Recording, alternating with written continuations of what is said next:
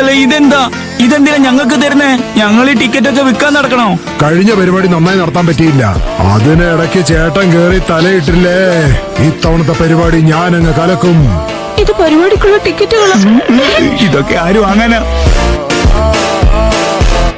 നിനക്ക് തന്നെ പോയി ചെക്ക് ചെയ്താൽ എന്താ?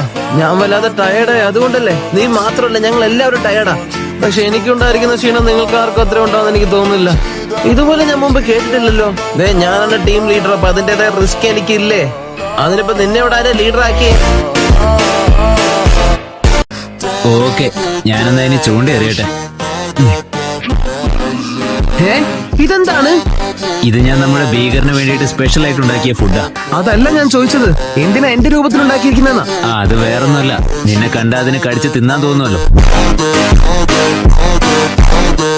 അല്ല, എന്തു പറയുന്നു സുനാടെ രാജകുമാരി? എല്ലാ കാര്യങ്ങളും ഓക്കെ തന്നെയല്ലേ? അല്ലെങ്കിൽ കാര്യങ്ങൾ കുറച്ചുകൂടെ പ്രായം കുറഞ്ഞ ആൾക്കാരെ ഏൽപ്പിക്കാമായിരുന്നു. ഓരോ ദിവസവും പ്രായം കൂടി വരികയാണല്ലോ. നിങ്ങളുടെ കാര്യം മാത്രം പറഞ്ഞാൽ മതി. എന്റെ കാര്യമൊക്കെ ഞാൻ തീരുമാനിച്ചോളാം.